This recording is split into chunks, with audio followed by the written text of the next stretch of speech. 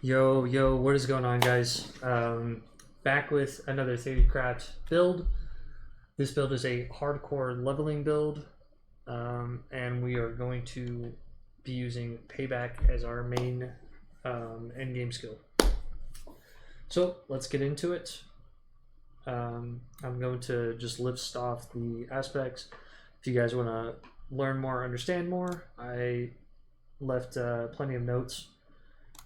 And as well, you can also just pause it. I will hover over all of them. Anyway, so for the helmet, I went with the duelist aspect, which increases our ferocity, rolling anywhere from 1 to 4, which gives us a total of anywhere from 5 to 8 bonus maximum ferocity.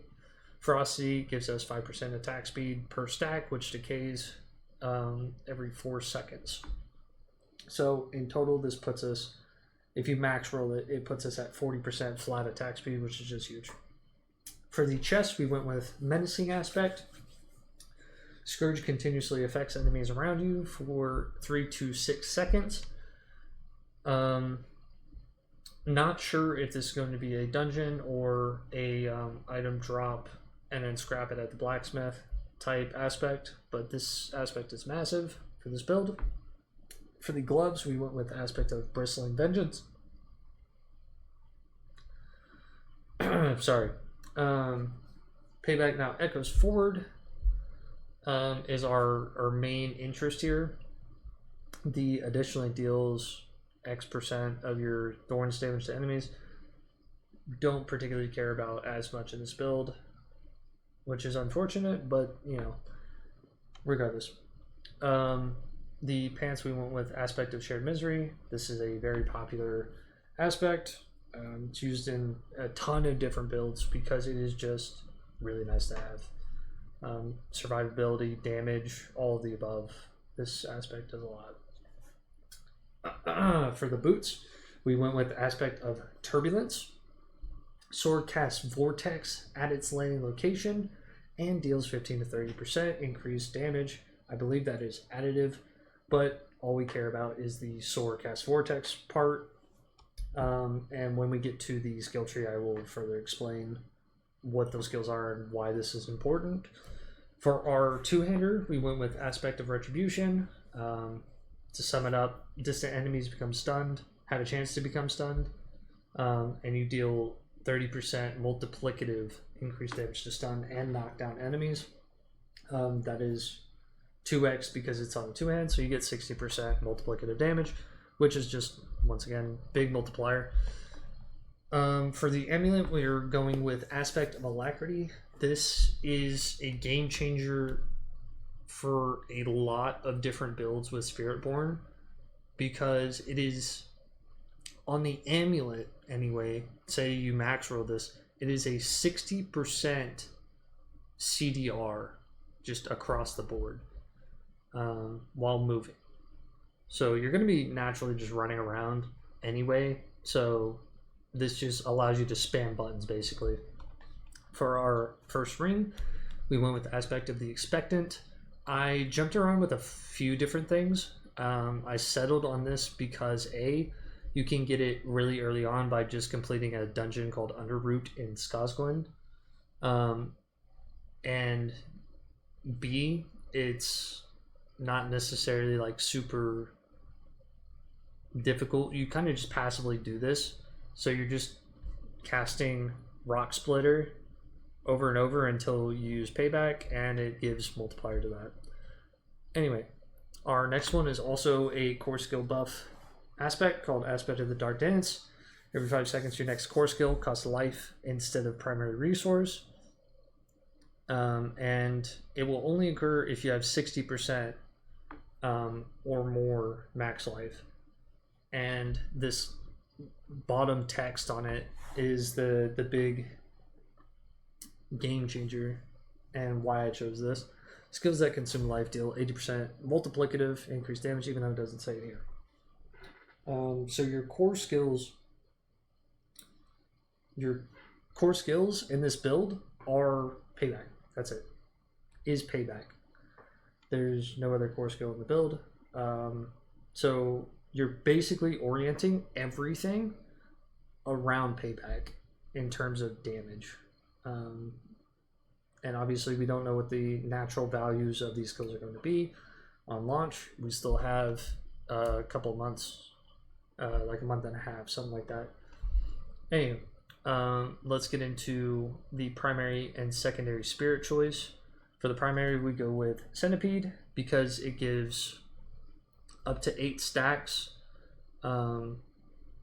Ultimately speaking, 20% damage reduction and 80% slow on the enemies, and it lasts for 3 seconds, so it decays every 3 seconds. But you're constantly using abilities. You'll basically always have a decent amount of extra damage reduction and slow on these enemies, meaning you can run away and survive better. And because it's hardcore, that's huge. Jaguar is our secondary spirit because it gives us an extra ferocity, which is just more attack speed. Who doesn't want that? And as well, this is our only source of generating ferocity, which you get by killing enemies or damaging a boss. So during boss fights, you'll basically constantly have max ferocity. And depending on, you know, how well damage-wise this build does, you'll have a decent amount of ferocity stacks, if not pretty much max ferocity all the time too. So let's jump into the skill tree. So I decided to do level pathing this time around because A, it's a hardcore build. B, I find that more speed levelers and whatnot do hardcore than softcore, generally speaking, once again, from my experience. Anyway, so we started with Rock Splitter, obviously, as you saw. Enhanced Rock Splitter, increased block chance, and when you block, you gain 11 vigor. So it's just resource gen. The big one here is Sharp Rock Splitter, because this is your, I guess, primary source of generating resolve. And if you don't know what resolve is, resolve gives you 20% flat damage reduction per stack. So this is just big damage reduction mechanic for this class. Level 4 through 6, we go with Quill Volley because of, I guess, 2 main reasons. One, I think it is the highest damage core skill, just naturally, from what we saw during the, I guess, beta test, whatever.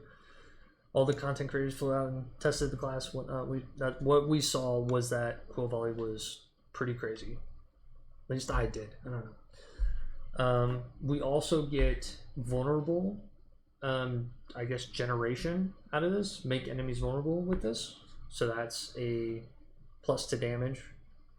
And even further, with Rampant, they fly 50% further, meaning you have a massive range with this ability, and they all come back to you, so it hits them twice. And then this last section, converge on your target with 0.2% additional crit strike chance, keyword chance, for each point of vigor you had on cast.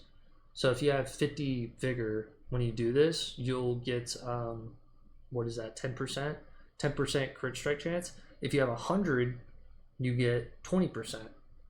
And being level 6, you don't really have the gear yet to be critting that much. So this is just absolutely insane early on. Damage, vulnerable, crit, all the things you would want. For our next set of levels, 7 through 9, we get Soar because it also is a vulnerable gen, but namely it is our main early game movement speed or mobility skill. Enhanced Soar, next hit against the enemy struck by Soar, and it's a giant circle AoE ability, is a guaranteed crit. So basically everything you hit by this, you're going to crit. Big damage. Anyway, If it hits nobody, you gain 50% movement speed for 3 seconds, which is insane early game because it acts as a damage, an escape, and a guarantee crit on the enemies that you do hit. I believe, yeah. Next we go Vortex. If you guys have played Diablo 3, the monk class, basically the same skill as Cyclone to some extent. It just pulls enemies into you within a certain range. We spec into Enhanced Vortex because this is one of your damage multipliers. So casting Vortex increases the damage of the next skill cast by 20%. This is multiplicative, even though it doesn't show it. So we go into the next tree, and this is 13 to 15. We put 1 point into Patient Guard. This is a defensive. And we put 2 points into Auspicious, which is another defensive. I don't care as much about Patient Guard, but Auspicious is very core to this build. It gives you 10% of your max life as barrier per point for 10 seconds. Or sorry, over 10 seconds. So you'll progressively get more and more barrier, which means that you're upkeeping barrier more consistently. You don't get it as a flat amount, which is unfortunate, but that is fine in this case. It actually helps us to some degree with certain builds. And let's go to the level 16 to 30 tree.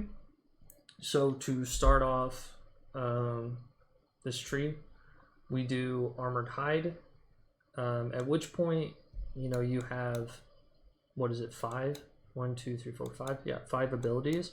You can put this on your skill bar and give yourself the active of this, which is in case yourself becoming unstoppable, and you get 100% block chance, which is just really nice. I mean, who doesn't want to be invulnerable, essentially, between your resolve and everything else? Anyway, so we finally unlock our potency tree, and we immediately go for Payback. Because another skill, big damage, especially this early on. Anyway, so we get both of the points for its, I guess, side aspects, whatever. Enhanced, each time an enemy attacks you, the damage they take from Payback is increased by 5% for a minute, up to 75%, which is 25 stacks. Or is that right? 16, 12. It's 15 stacks. Jeez Louise. Can't math. 15 stacks. And it's not one particular enemy. Like, it could be 15 attacks on you from a ton of different stuff. So you'll consistently probably get somewhere around the 40% mark if you're just absolutely spamming this. But anyway, this is the aspect of Payback that is so desirable. Once again, we'll see what the damage numbers are like when everything comes out. And yeah, so Poised Payback. Payback passively grants you vigor when you take damage, so it's vigor generation. Awesome. And we're gonna be getting it all the time anyway. Whatever. Payback is now a core skill. This is a very useful set of text, because as you saw with the gear aspects that I chose, 2 of them are core skill oriented, and that's what allows it to scale even more. But next part of text. And consumes all available vigor to increase its damage by 0.5% per each point spent, meaning at 100 you have a 50% multiplier on Payback specifically. Awesome. Let's keep going. We go into 1 point of Resilient and 1 point of Dominant. This gives us multiplicative max life for every cast of a gorilla skill, in which we are spamming Payback and Rock Splitter constantly. So we're just getting a ton of multiplicative max life all the time. We do a point into Ravenous and a point into Oppressive. Ugh. Excuse me. Both of these are multiplicative damage multipliers that affect our Centipede skills, and because we chose Centipede as our primary Spirit Hall choice, every skill we have is a Centipede skill. So we get 5% per point multiplicative increased damage, and 10% multiplicative if they are healthy. For Oppressive, we get 10% multiplicative damage to crowd-controlled enemies and gain 50% increased crowd control duration. So you get 30% here, multiplicative damage, and you get 50% crowd control duration additive on top. We get all of our crowd control later on from the natural temper. I forget what it's called, but it's the lucky hit to chance to immobilize, chance to freeze, whatever. And as well, we also get it from Scourge, which we'll unlock here in a second, but not just yet. Anyway, so next, our last 3 points before we go into level 31 to 45. We get the Hunter, and we get its aspects as well, just because that means it's going to reset. You get the 100% multiplicative increased damage to injured for 8 seconds, which is huge. And you also get ferocity stacks. So I guess I technically lied earlier, but regardless, 31 to 45. This is where you start kind of bouncing around a bit, because you go back and forth between, do you need more damage, do you need more survivability? And because we don't know what that's going to feel like for the class just yet, I kind of spread it out in such a way that I think is going to maximize being able to do damage while also still having great survivability. So we put a point into Brilliance, which gives us 1% multiplicative damage for each 20% movement speed you have. Obviously, early on, you don't have movement speed yet, so you want to be able to scale this up.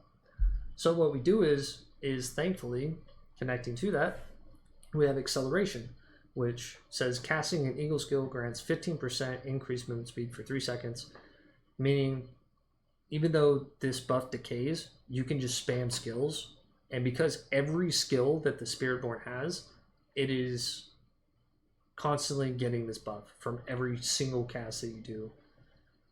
It doesn't have to hit enemy or nothing. So basically, just by having these two things, you're getting a free 10% multiplicative damage per point. So we eventually put this to 3 and get 30%. But you can have 200% movement speed at all times with this, which is, I mean, I say all times. Obviously, you gotta have stuff to cast your skills on, certain skills on, but you know, for the most part, you'll be zooming so fast you'll always have enemies. Anywho, so we put 3 points into this. We want to get this as soon as possible, which I believe this is what, 34? If I'm not mistaken, 35, something like that, is when we have that all set up. So next we unlock our adaptive stances, or the I'm drawing a blank here, primary aspect, whatever. So adaptive stances, the base of a spirit cast grants for the different spirits you get in order: movement speed, damage reduction, attack speed, lifesteal. Because we're mostly casting Gorilla, we'll, for the majority of the time, have damage reduction, When we cast our sword, we'll have movement speed. When we cast our hunter, we'll get attack speed. And when we cast Scourge, we'll get lifesteal. But as you're going through this combo, you're getting increases all damage by 30% multiplicative for 5 seconds. Meaning, with this setup, we have a gorilla skill, we have centipede skills, a centipede skill, we have eagle skills, we have a jaguar skill, and am I forgetting one? I guess gorilla skill. We have rock splitter and payback. So we have all 4 different abilities that we're rotating through that you have to keep in mind, because it lasts for 5 seconds, meaning if you A, do it in the proper order, and B, have the attack speed to do it quickly, you can get 120% multiplicative damage flat when you do your payback, which is, once again, our main skill that we're trying to scale up. So hopefully, with all these multipliers and everything stacking up, it's connecting some dots for you guys as you start to understand the class a bit more. But big multiplier, big damage, resource gen, big damage. Anyway, let's keep going. So we go to dominant, which is this. So we finish it off. Dominant is another key aspect to take in, key passive of this whole build, because you get 15%. I actually do need to double check this if it's multiplicative. I think it's additive, but I'm not 100% sure. Pretty sure it's multiplicative. I feel like that makes the most sense. I don't know. But growth skills deal 15%, either additive or multiplicative. Either case, I don't really care terribly too much about this part. Increase damage to knock down enemies and have a 15% chance to execute them if they are not a boss. If you guys have paid any attention to Season 5 PTR and what happened with the rogue, being able to execute elites as well, you clear pits like crazy just by simply having an execute. So the fact that they're making the same call as they did pre-nerf rogue in Season 5 PTR with this passive is absolutely nuts to me. I'll take the execute if it makes it to launch. So we go back into oppressive. We finish maxing that out because we get 20% multiplicative damage to crowd controlled enemies, which is just massive, and you get another 100% increased crowd control duration, which is very, very nice. Survivability, damage, all the things. Next, we go into the ultimate passives, which are completely new idea to me, and I love the synergies that this creates. These are awesome. Love it. Anyway, resolution. Casting an ultimate skill grants 5% multiplicative increased damage to elites for 3 seconds. Double this bonus if you are only fighting one enemy. So you get 10% here against a single elite. You get 5% against elites otherwise for 3 seconds. Not absolutely massive, but the reason we spec into this isn't for this. We spec into it for these next 2. So spiritual attunement gives us 10 max vigor or max resource, whatever, while you have an ultimate skill equipped, which means basically just at all times. The reason this is so important for payback is, like we were saying earlier, with poised payback, it uses a vigor to get 0.5% multiplicative for each point. So that means every point we put into this, we're getting 5% multiplicative damage flat for payback. Next, we have supremacy. Any enemies you kill while an ultimate skill is active grants a stack of supremacy, each increasing your damage by 1% up to 10% multiplicative. When an ultimate skill ends, you gain 5 stacks It's free, 5% multiplicative, but you begin to lose 1 stack every second. And the idea is that you're resetting the hunter, because from what we saw during the beta test of the Spiritborn is that the hunters seem to have the best spammability factor, I guess. It has a chance to reset with the Exalted passive. There's a 15% chance to reset upon killing an enemy. And yeah, you're going to have it up quite a lot, which means you're going to be scaling Supremacy a lot, very frequently. Oh dang, already. So that leads us to level 45 to 60, which as far as I understand, 60 is the new level cap. Let's try and quickly wrap this up. I've been explaining too much. Anyway, Supremacy gives us that extra 10% per point. Who doesn't want more multiplicative damage? We go back, get some more multiplicative, put our last point into Resilient, which is our health scaling, another point of Brilliance to max that out, put 2 points into Spiritual Attunement, so that way we have more max Vigor for Payback, put 2 points into Ravenous for the extra multiplicative damage with our Centipede skills. Auspicious is capped out at this point. We go back, get that 30% instead of 20%, max Life is Barrier. We max Payback out, get 5 out of 5 on that bad boy. And then lastly, we put 1 point into Vigorous because I am unsure exactly how this will look resource generation wise. And so because we're so dependent on getting our resource back up as high as we possibly can as consistently as possible, so we're still getting the max amount of benefit from spamming it, but also not over spamming it, I guess, and just not getting the benefit out of the poised portion of it. So we put a point into this, and I'm theorizing in the gear you're gonna have to temper on some points into Vigorous, and you only benefit from tempering an aspect if you have a single point invested into it at the very least.